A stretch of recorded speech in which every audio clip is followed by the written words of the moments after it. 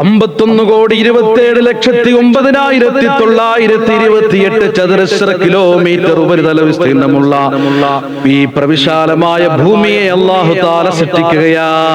ഈ ഭൂമി അല്ലാഹു തആല ആദ്യമായി ഭൂമിയെ സൃഷ്ടിച്ചപ്പോൾ മാലാഖമാര് നോക്കിക്കൊണ്ട് നിൽക്കുകയാ.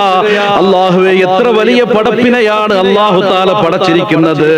അല്ലാഹുവിന്റെ മാലാഖമാര് നോക്കുമ്പോൾ ഭൂമി ഇങ്ങനെ ആടി ഉലയുകയാ. ഭൂമി ഇങ്ങനെ ആടി ഉലയുന്നു. ഭൂമിയുടെ ആടി ഉലയൽ കണ്ട് മലക്കുകൾ പോലും അത്ഭുതപ്പെട്ടു പോകുകയാ. മാലാഖമാർ അത്ഭുതപ്പെടുമ്പോഴാണ് അല്ലാഹു സുബ്ഹാനഹു വ തആല ഈ ലോകത്തുള്ള പർവ്വതങ്ങളെ സൃഷ്ടിക്കുന്നത്. ഫഖലഖൽ ജിബാൽ, അല്ലാഹു തആല പർവ്വതങ്ങളെ സൃഷ്ടിക്കുകയാ. പർവ്വതങ്ങളെ എപ്പോഴാണോ അല്ലാഹു തആല സൃഷ്ടിച്ചത്, ആ പർവ്വതത്തെ സൃഷ്ടിക്കുന്ന നേരത്തിതാ ഭൂമി നിശ്ചലമാവുകയാണ്. നമ്മൾ ഇന്ന് കാണുന്ന രീതിയിൽ ഭൂമിയായി മാറുന്നു. മലക്കുകൾ ഇത് കണ്ട് വിശ്വസിക്കുകയാ. അല്ലാഹുവേ, നിന്റെ സൃഷ്ടികളിൽ വെച്ച് ഏറ്റവും കടുകട്ടിയായ സൃഷ്ടി, നിന്റെ സൃഷ്ടികളിൽ വെച്ച് ഏറ്റവും ശക്തമായ സൃഷ്ടി അത് മലകളാണ്, പർവ്വതങ്ങളാണെന്ന് മലക്കുകൾ വിശ്വസിക്കുകയാ. ആ മാലാഖമാർ അല്ലാഹുവിനോട് ചോദിക്കുകയാ, യാ റബ്ബി ഹൽ മിൻ ഖൽഖിക ശൈഉൻ അശദ് മിനൽ ജിബാൽ. അല്ലാഹുവേ, നിന്റെ സൃഷ്ടികളിൽ നിന്ന് അമ്പിളി അമ്മാവനോട് തൊട്ടുരുമ നിന്നുകൊണ്ടടക്കം പറയുന്ന പർവ്വതങ്ങളെക്കാൾ ഏറ്റവും കൂടുതൽ ശക്തിയുള്ള മറ്റേതെങ്കിലും സൃഷ്ടികളുണ്ടോ പടച്ചവരെ? നമ്മുടെ നോട്ടത്തിൽ പർവ്വതമാണ് നിന്റെ സൃഷ്ടികളിൽ ഏറ്റവും ശക്തമായ സൃഷ്ടി. അല്ലാഹു തആല പറയുകയാണ്, നഅം അൽ ഹദീദ്.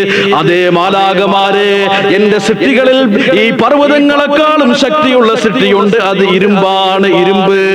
വീണ്ടും മലക്കുകൾ ചോദിക്കുന്നു, ഫഹൽ മിൻ ഖൽഖിക ശൈഉൻ അശദ്ദു മിനൽ ഹദീദ്. അല്ലാഹുവേ, നിന്റെ സൃഷ്ടികളിൽ ഈ ഇരുമ്പിനേക്കാളും ശക്തിയുള്ള ഏതെങ്കിലും ഒരു പടപ്പിനെ നീ പടച്ചിട്ടുണ്ടോ? അല്ലാഹു തആല പറയുന്നു, നഅം അന്നാർ. അതെ, എന്റെ സൃഷ്ടികളിൽ ഇരുമ്പിനേക്കാളും ശക്തിയുള്ള സൃഷ്ടിയുണ്ട്, അത് അന്നാർ, അത് തീയാണ്. ലോകത്തെ മുഴുവനും വിഴുങ്ങാൻ ശക്തിയുള്ള തീയാണ്. വീണ്ടും മാലാഖമാർ ചോദിക്കുന്ന, പടച്ചവനെ, ഫഹൽ മിൻ ഖൽഖിക ശൈഉൻ അശദ്ദു മിനന്നാർ. അല്ലാഹുവേ, തീയേക്കാളും ശക്തിയുള്ള ഏതെങ്കിലും ഒരു സൃഷ്ടി നീ പടച്ചിട്ടുണ്ടോ പടച്ചവരെ എന്ന് ചോദിക്കുമ്പോ അല്ലാഹു തആല പറയുന്നു, നഅം അൽ മാ. അതെ, ഞാൻ സൃഷ്ടിച്ചിട്ടുണ്ട്, അത് വെള്ളമാണ്, വെള്ളം. വീണ്ടും മാലാഖമാർ ചോദിക്കുന്നു, അല്ലാഹുവേ, ഇനി വെള്ളത്തെക്കാളും ശക്തിയുള്ള ഏതെങ്കിലും ഒരു സൃഷ്ടി നിനക്കുണ്ടോ? വീണ്ടും അല്ലാഹു തആല പറയുന്നു, നഅം അദ്ദീഹ്. അതെ, കാറ്റാണ്, കാറ്റ്. കാറ്റുണ്ട്, എന്റെ സൃഷ്ടികളിൽ ഏറ്റവും ശക്തിയുള്ള കാറ്റ്. അപ്പോഴാണ് മാലാഖമാർ ചോദിക്കുന്നത്, ഫഹൽ മിൻ ഖൽഖിക ശൈഉൻ അശദ്ദു മിനദ്ദീഹ്. അല്ലാഹുവേ, കാറ്റിനേക്കാളും ശക്തിയുള്ള ഏതെങ്കിലും ഒരു പടപ്പിനെ നീ പടച്ചിട്ടുണ്ടോ പടച്ചവരെ?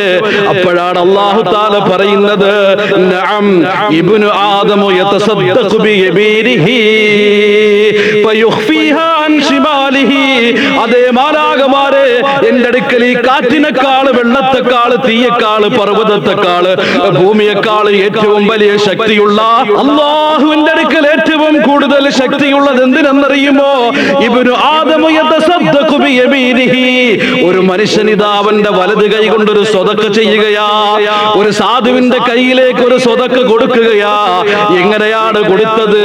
ജനങ്ങൾ അറിയാൻ വേണ്ടിയല്ല.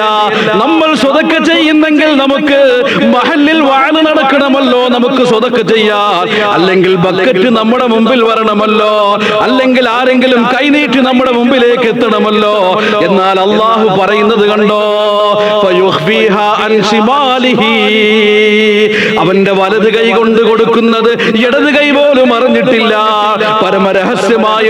പരമരഹസ്യമായിട്ട് ഒരു അടിമയ്ക്ക് അല്ലാഹുവിന്റെ ദാസന് വേണ്ടി ചെയ്യുന്ന സ്വതഖ അല്ലാഹുവിന്റെ അടുക്കൽ ലോകത്തിലെ ഏറ്റവും വലിയ ശക്തിയുള്ളതാ, ഏറ്റവും വലിയ ഖുവത്തുള്ളതാ.